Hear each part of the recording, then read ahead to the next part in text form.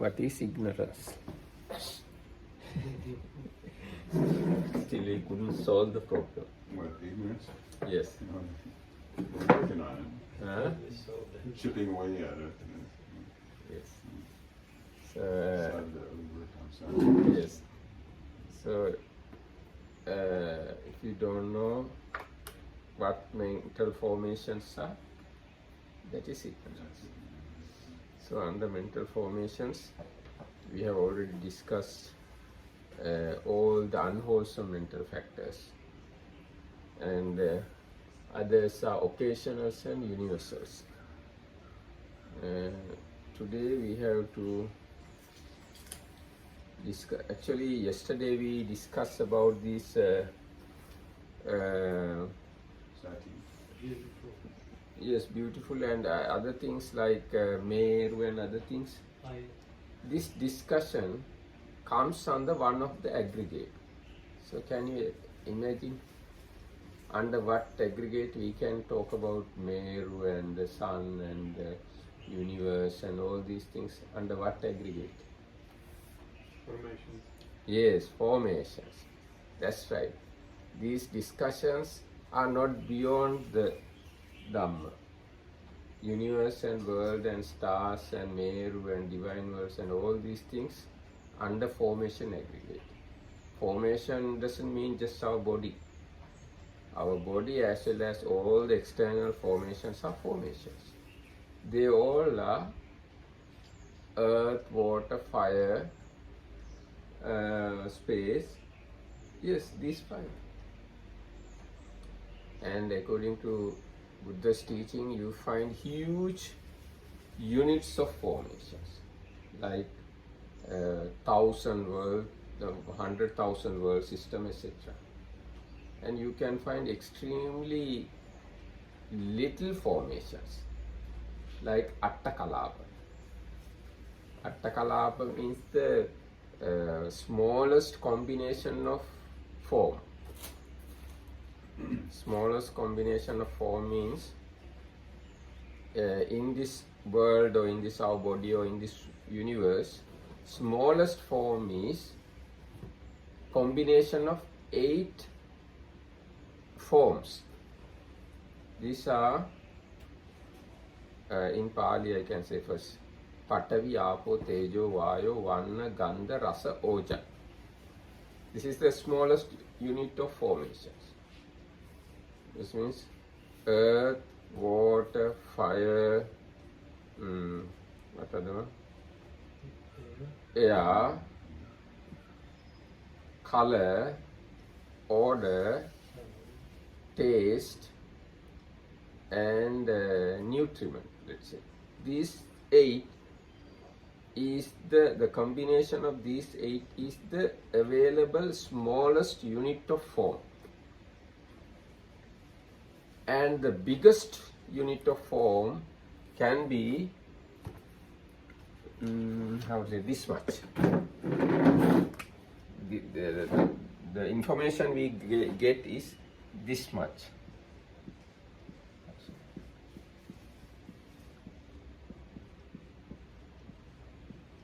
Thousand suns. How much is this? Well, This is one world, kind of one world system. So this is the biggest unit we are talking in Buddhism about form. And the smallest form is this Attakalapa, 8 thing. And the lifespan of this small thing is 17 mind moments. Lifespan of this much of thing is 1 cup, 1 eon. How to say eon? 1 eon is lifespan of this much. How do you understand 1 eon? Oh, I don't know. They have that simile of the mountain. Yes. The birds. There are wing two touches it every similes. 1,000 years or something. Yes. This is one simile. Oh, okay. What David said is, there is a rock this much of long, this much of breadth, and height.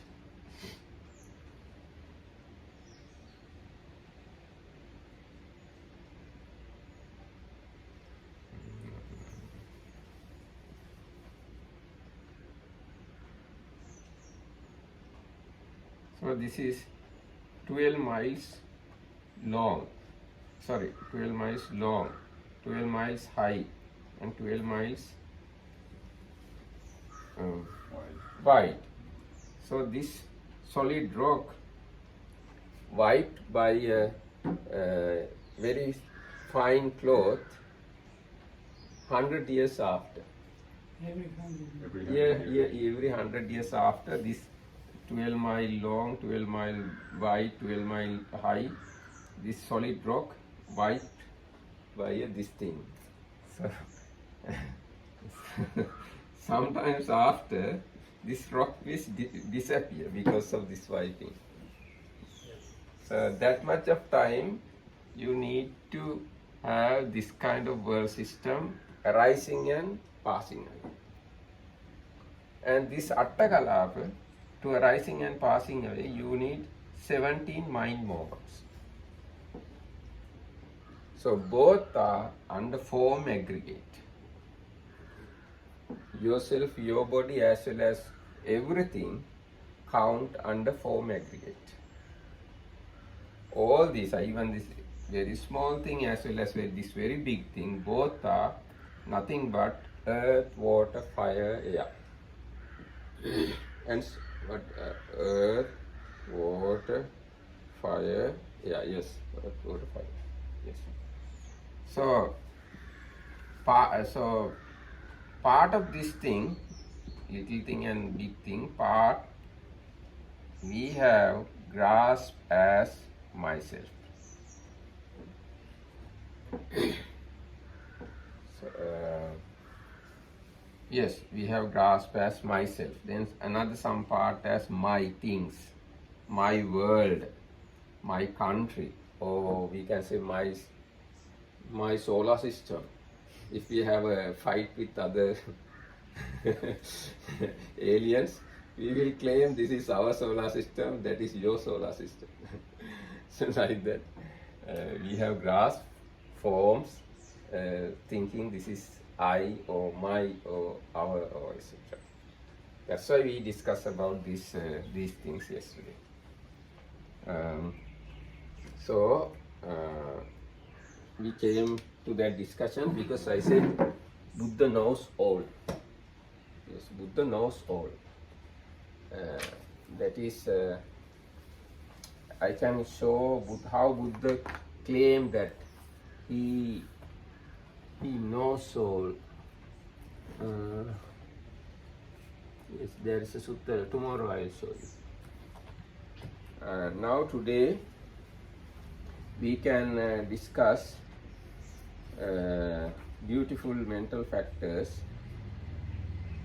Today, shame and fear of wrongdoing, both two mental factors. Now we have already discussed faith and mindfulness. Today, shame and fear of doing wrong. Shame has the characteristic of disgust at bodily and verbal misconduct. Fear of wrongdoing has the characteristic of dread in regard to such misconduct. They both have the function of not doing evil and are manifested as the shrinking away from evil. Their proximate cause is respect for self and respect for others, respectively. These two states are called by the Buddha the guardians of the world, because they protect the world from falling into widespread immorality. Because of these two things, there is a morality in the world. Shame and fear. If there is no shame and fear, this society can't exist anymore. Once shame and fear lose in the society completely collapse. It can't exist anymore. We maintain this society because there is shame and fear. So these two mental factors called guardians of the world.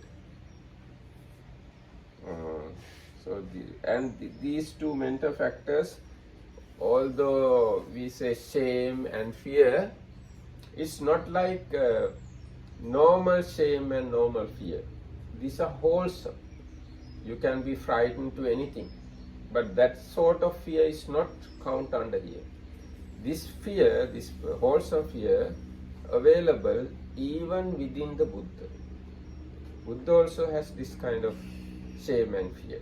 So this is extremely wholesome kind of mental formations. We have to develop them. This sort of shame and fear we have to develop. But other unwholesome type of shame and fear we have to eradicate. Because under this also, under unwholesome 14, you find shamelessness and fearlessness. These are also eradicated, and again unnecessary or unwholesome type of shame, unwholesome type of fear we have to eradicate. But this wholesome fear and shame we have to develop. Are you sure the Buddha had fear? Yes, Buddha has this wholesome shame and fear. Under Buddha's 15 virtues, third quality of Buddha we call Vijja Charana Sampanno. Knowledge and conduct. Vijja Charana Sampanno. Conduct. Under conduct, you find 15 qualities. These are, I'm not sure how to say in English, Patimokka Samvara Sila, Indriya Samvara Sila. Indriya Samvara Sila, guarding sense doors. But this first one is restraint according to Patimokkha. Restraint according to Patimokka, yes. And restraint in senses. Restraint senses. And Mattanyutaja Bhattasmin, moderating eating. And Jagariyana Yoga, sleep. Wakefulness. Wakefulness.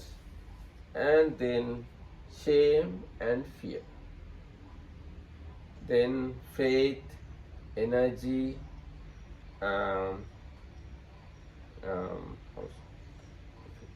sati, Mindfulness, concentration. mindfulness and learning and wisdom and first, second, third and fourth jhanas. These 15 count under conduct, and 8 types of wisdom conduct under wisdom. 8 types of wisdoms count under wisdom. They are in Pali Vipassana Jnana, Manome Iddhi Jnana. I don't know how to translate. Manome Iddhi Jnana. Vipassana Jnana, I think everybody can understand. No? Seeing or understanding the 3 characteristics of formations.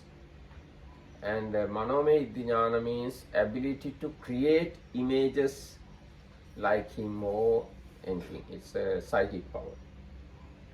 Buddha can create some other Buddha images or any other type of images. Iddhivida Jnana, next one, Iddhivida Jnana is ability, psychic abilities. Buddha can walk in the air, walk on the water, sink in the earth, can go through walls, and can make his image big or small.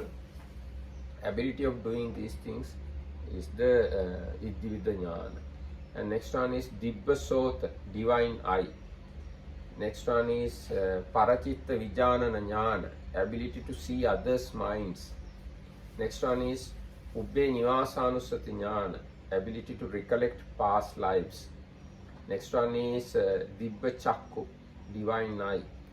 Next one is Asavakkha Jnana, knowledge relating to destruction of all the taints. So under these facts you found these 2, shame and fear. So these are qualities in Buddha. But if we define fear, From doing is being afraid of vipaka, that it will come back on us. So can we say the Buddha was afraid to do things because he was afraid that consequences will Actually, consequences, it's because he sees all the vipakas, then his mind turn away from the wrong things. This mind turning away from the wrongdoing is the shame and fear here. Buddha's mind never turned towards wrong thing because he sees the vipakas. So even if we develop these two qualities, our minds also not turn towards wrong thing. Instead of that, mind automatically turn opposite to the unwholesome. That mind's turning opposite to the unwholesomeness is called shame and fear here. Next one is non-greed. So we have discussed greed a lot. Now this is the opposite of that, non-greed. Non-greed has the characteristic of the mind's lack of desire for its object or non-adherence to the object, like a drop of water on a lotus leaf. This is very good example or simile. Now, if you have seen when water fall onto the lotus leaves, water doesn't attach to it.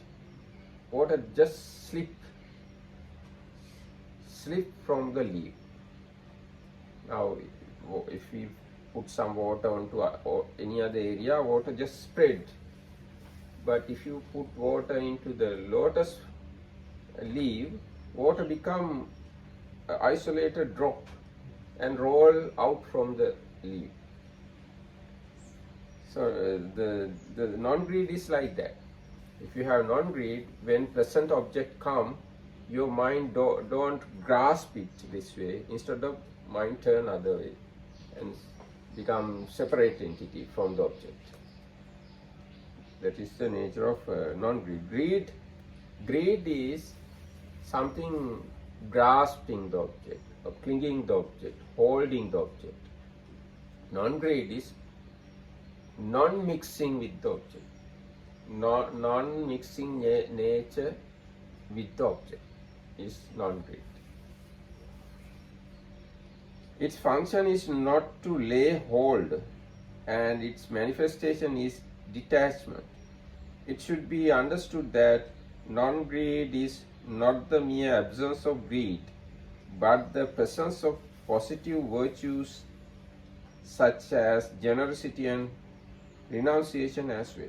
Yes, the non-greed is not just absence of greed. Non-greed is another separate mental factor, mental formation, not just absence of non-greed. So you have to develop this mental quality. If it doesn't have generosity inside, then it's not the real non-greed. No, that's right. If you don't have real generosity, then we can't say we have non-greed. We have to have generosity, and we have to develop that generosity.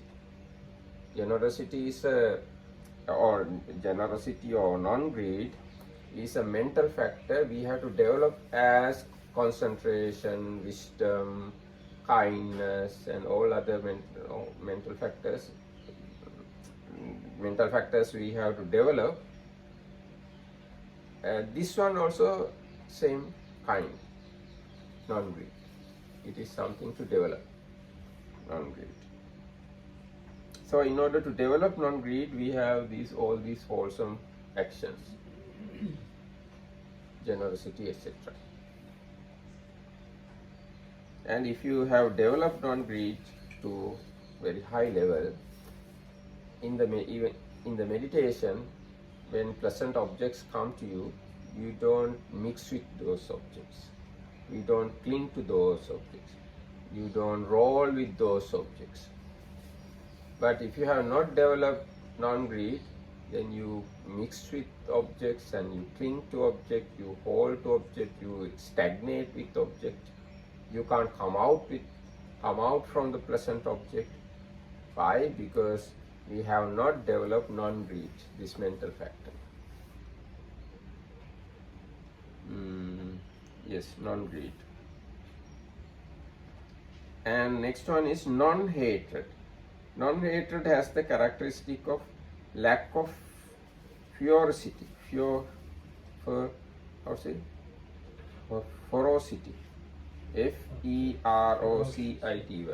Ferocity. Or of non-opposing. So this is the nature of hatred. Its function is to remove annoyance or to remove fever, and its manifestation is agreeableness.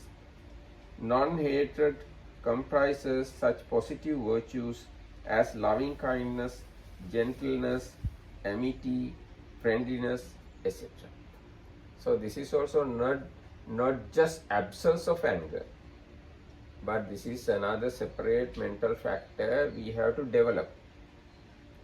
It has its own characteristic, its own quality, its own value. But absence of aversion is just, it's just empty. Absence of anger. No, here it is not just absence of anger. This is separate mental factor. And in order to develop this mental factor, actually here it is given very good explanation. Non-hatred has the characteristic of lack of ferocity or of non-opposing. In our mind we can find opposition on many of the occasions, opposing nature. But this mental factor is not opposing nature. And even for unwholesomeness, even for dirty, bad things, we should not develop opposition.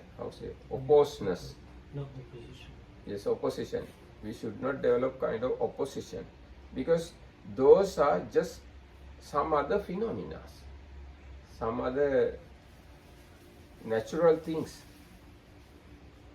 If we generate oppose, that means our ignorance. If we now Buddha, if we look at the Buddha, he lived with all the he lived with the people who are all others bad than him, isn't it? All the people Buddha lived with are bad than Buddha. Worse. Worse than. Worse than Buddha, let's say.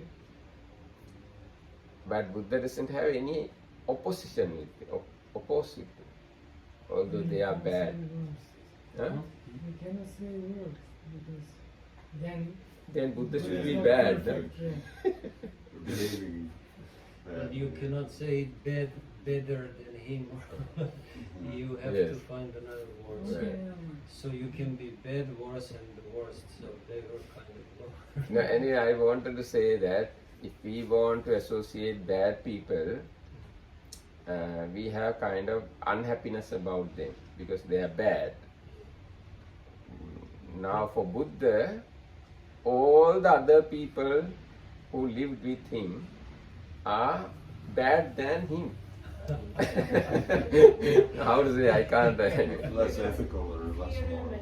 Okay, is probably inferior is the better word. Because they were not bad people. Sariputra and Moggallana were Yes, probably pleasant to be around. Yes, yes. Nice people. No, not but bad. they were not as Buddha. As Yes. Buddha. Okay, we use the word inferior. All the people who lived with Buddha were inferior than Buddha. But Buddha has never had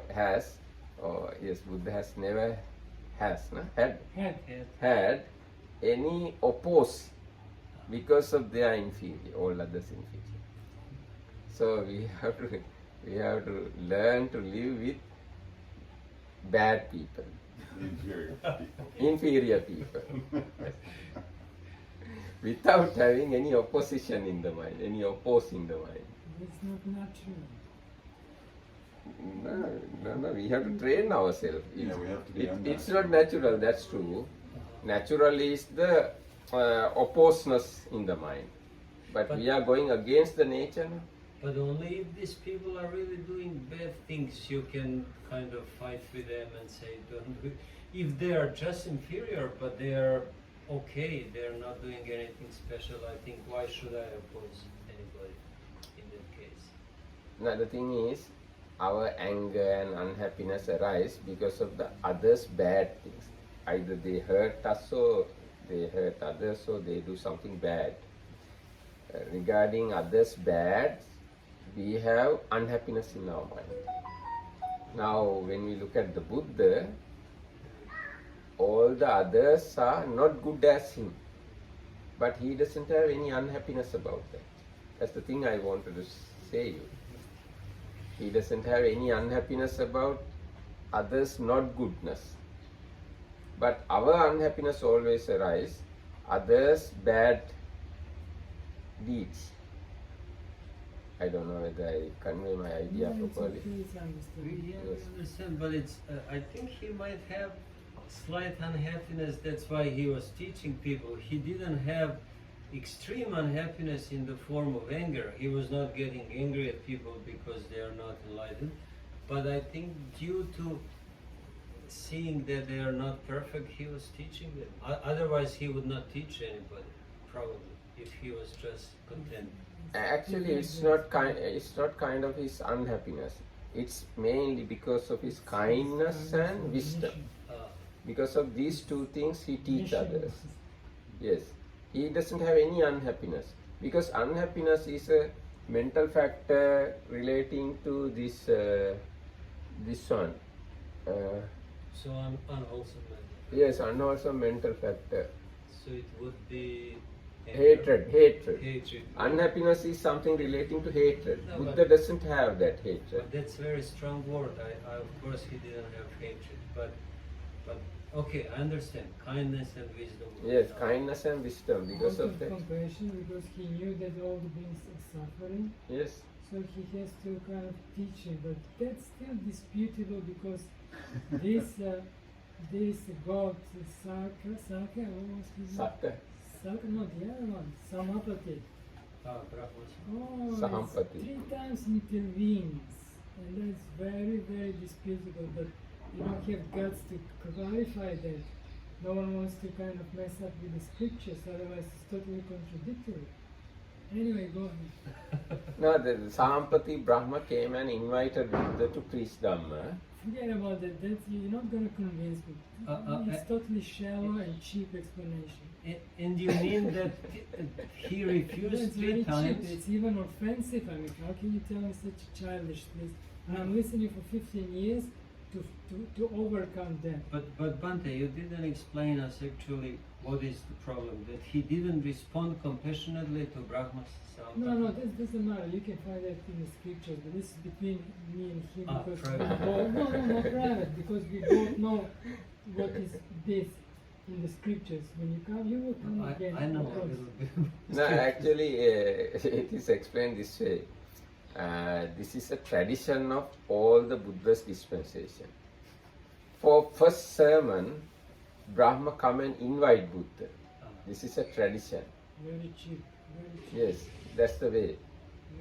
And then Buddha refuses, and then he. No, Buddha did You know, not already refuse. It's in doubt. No, Buddha's thought, this Dhamma I realize is so deep, and people And are just not. 15 minutes ago, he says that the Buddha knows everything. He can read other minds and all that. And still, again, like, should I teach these people? Should I not? No, I mean, it's so no. very cheap. Then I have to clarify Buddha's all-knowingness. Buddha's Okay, all-knowingness, or let's say omniscience, Yeah, omniscience. is with the how to say, with the attention. Let's say with the attention. Buddha doesn't pay attention to let's say, unnecessary thing. There is no ayoniso manasikara in Buddha. Although Buddha knows everything, that knowing is with his attention. Buddha doesn't. His all-knowing is the ability to know if he wants to know. That's right. That's the way we have to say it. If he wants to know, then he can know everything. Politics. But he doesn't want to know unnecessary things. Of course. That's the thing. That's the nature of Buddha's omniscience. So same way. In the whole world is suffering, and he is in doubt. He knows that the whole world is suffering, but he is still in doubt. It's very cheap. No. very cheap. Now he although he know whole world is suffering, his realization of Dhamm is such a deep one. That's the problem. If he is not aware that it's deep and that the people are. That's the thing. He aware of So he that. knows all these things that you are telling me, and he cannot see that the people are actually. He could see. He could see. but That's why he needs to- saw. That Yeah. afterwards he saw, and he saw there are different levels of people, and he decided to But he is select. still in doubt. Don't avoid the main dispute there. He is still in doubt. Okay. He needs invitation. He thinks that the people are still have dust in their eyes. Don't avoid this. This is how it's said. All of you for 15 years I'm hearing this, and even this guy, Bodhi Bhikkhu, he also give very cheap, shallow explanation of this. And this is very contradictory. 3 times Samapati intervenes. 3 times. Okay, we have to do the separate argument for No, that no, separate. You have other to than clear this up- class. You have to clear up in the Okay. scriptures. And Okay. that's not only contradictory, there are another 1,000 contradictories in the scriptures. Okay, we have to do separate argument for that those That's why- problems. That's why this is called faith. That's why it's called No, religion. anyway, as I said, all others can understand. This is not a problem with our Buddha. It is a nature of all the Buddhas. After realizing this kind of great and deep Dhamma, at once he doesn't go to preach the Dhamma. And Buddha is not a one only for human beings. And Buddha is not a one who attained Buddhahood himself alone without any support from anybody. Buddha is a one for whole world, whole universe, for Devas and Brahmas and humans. So Brahmas also aware of Buddha's attainments, and they support Buddhas to attain Bodhisattvas practice paramis and Buddhas to attain Buddhahood. Devas and Brahmas always with the Buddha. So there are some traditions. Traditions belongs to Buddhas. If you read this Acharya Bhuta Sutta, there are traditions regarding Buddhas. These are not common for other normal people. Same way, inviting to the Buddha to preach Dhamma is a tradition in the Buddha's lineage, not for normal other people. This is the way you have to understand this kind of things. Yes, okay. Now, shame and fear of wrongdoing. These are extremely wholesome mental factors, and we have to develop those wholesome mental factors. And next one is non-greed. We already discussed. And non-greed also, not just absence of greed. It is another separate mental factor we have to develop. And again, I like to connect all these things to the ignorant. If you don't know any of these things, this is called ignorant. Yes. And the next, non-hatred. Yes, we read it also. And there are some further explanation. When non-hatred appears as the sublime quality of loving kindness, metta, it has the characteristic of promoting the welfare of living beings. Its function is to prefer their welfare. Its manifestation is the removal of ill will. Its proximate cause is seeing beings as lovable. Such loving kindness must be distinguished from selfish affection. It's near enemy. Yes, selfish selfish affection is near enemy to the non-hatred or loving kindness. Sometimes you will misunderstand loving kindness and selfish love. Looks, because outer appearance looks same, so very difficult to demarcate the margin. Now, as example, Buddha says parents have loving kindness towards their children, but at the same time parents have great love towards their children. So love is greed. This greed, greed is greed. Here, greed is unwholesome, but loving kindness is wholesome. But parents have both mental factors towards their children. So it's very difficult to separately understand these two mental factors. And again, non-hatred and the loving kindness, again two different qualities they have. Now, non-hatred is available in the supramundane minds also, but kindness not available. Not available because kindness. Are you talking about metta now? Yes, metta, but not metta. Kindness, loving kindness. Metta we translate as loving kindness. I am not going to talk about loving kindness. I am going to talk about kindness.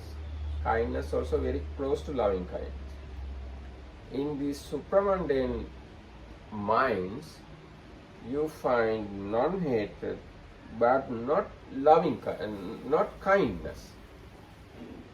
These are very subtle things, because object of kindness is beings.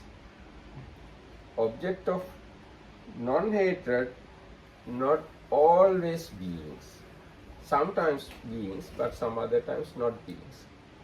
So, non-hatred available in supramundane mind, but kindness not available in supramundane mind. Because object of supramundane mind is Nibbana, not the being. So, non-hatred. And next one is neutrality of mind. The Pali term for this Cetasika literally means there is the middleness. Yes, Tatta Majjatata is the Pali term. That means they translated it as they are in the middle. They are in the middleness. They are in the middleness. That's the meaning of neutrality of mind. It is a synonym for equanimity, upekka, not as neutral feeling. This is not neutral feeling, okay? Neutral feeling count under feeling. It's another mental factor. But this is equanimity. And when we look at the feelings, there is upekka feeling also. Equanimity feeling, but this is not equanimity feeling also. Not as neutral feeling, but as a mental attitude of balance, detachment and impartiality. Yes, actually this is the best word I am thinking. Impartiality. It has the characteristic of conveying consciousness and the mental factors evenly, conveying consciousness and the mental factors evenly. Its function is to prevent deficiency and excess, or to prevent partiality. It's manifested as neutrality. It should be seen as the state of looking on with equanimity in the chitta and cetasikas, like a charioteer who looks on with equanimity at the thoroughbreds progressing evenly along the roadway. Did you understand? Anyway, this mental factor is a mental factor balancing other mental factors and the mind without allowing one factor to go fast, leaving others. Because of this mental factor, all the mental factor and mind work as a group. If this mental factor is not there, one mental factor working very fast and other mental factor can be working very slowly. So there is an imbalance. Balancing mind and mental factors is the duty of tattva majjhatata, or the neutrality of the mind. So the name of that factor is neutrality, not upeka. This is the tatra majja. How did you say? Tattva majjhatata. So it's just the same as upeka, but in these mental factors, it's named differently, right? Actually, this mental factor become the upekka. This mental factor now neutrality of mind. Now here it is a synonym for equanimity, upekka. So this is it has to understand. It's kind of upekka. You know, there are 10 types of upekkas, 10 types of equanimities. This is one type of equanimity. Now when we look at the feelings, there is equanimous feeling, but it is not here. And when we look at the Brahma Viharas, sublime states, there is a Upekka Brahma Vihara. It is not this one. And there is another equanimity we call Chalangupekka. Chalangupekka means when Arahants get object, pleasant or unpleasant, they don't shake their mind. It is another kind of upekka, maybe relating to this one, but it's another type of upekka. Like that, there are 10 types of upekkas. This is one upekka, kind of upekka. We call it tattva majjhatata. It is translated into English as they are in the middleness. This is the way it is explained. The Pali term for this Chetasika literally means they are in the middleness. It is synonym for equanimity, upekka. Not as neutral feeling, but as mental attitude of balance, detachment and impartiality. Yes. So these are very subtle mental states and mental factors and mental qualities or mental concomitants. For normal people, maybe not easy to understand all these things. Buddha and Arahants have defined these things this way. Otherwise, maybe a normal person throughout his life never understand this tattva majjhatata. It is so subtle mental factor.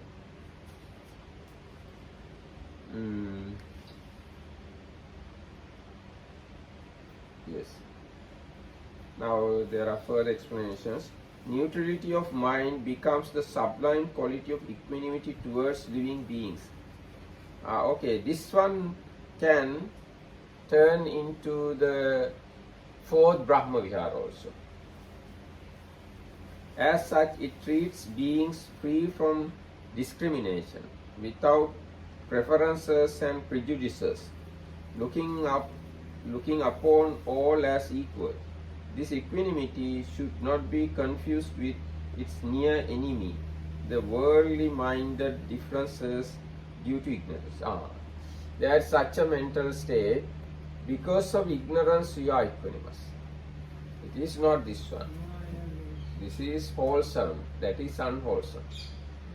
So some people think they are very equanimous, they are very balanced, they are not, they don't shake their minds, but this can be ignorance.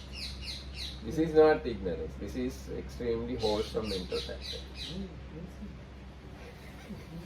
Yes, this is available only in wholesome minds, wholesome and prudent minds. Okay. So whether So- you're ignorant or you're wholesome. Huh? No, you're not ignorant. You're ignorant. Only that indifference of a person who doesn't understand it is. He doesn't know or ignorance. he doesn't understand. He doesn't know and understand, but if you Yes, once you don't know and don't understand, you can become ignorant. That is unwholesome. That's unwholesome. Unwholesome. Okay. Now here you know, you see, but you are ignorant. This is the How nature. you are going? The first one is this. Okay, now the next 12 universal beautiful Chetasikas, now we are going to enter into another field. The next 12 universal beautiful Chetasikas fall into 6 pairs, each containing one term that extends to the mental body, kaya, and the other the extends to the consciousness, chitta. In this context, the mental body is the collection of associated Chetasikas called body, in the sense of an aggregation. Okay, up to now you can remember we have discussed. Now I am going to terminate the class. Faith, mindfulness,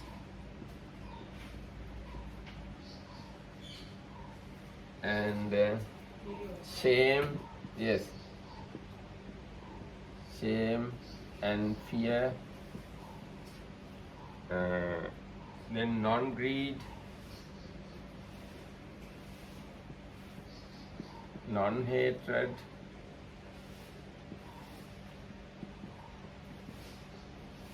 and neutrality.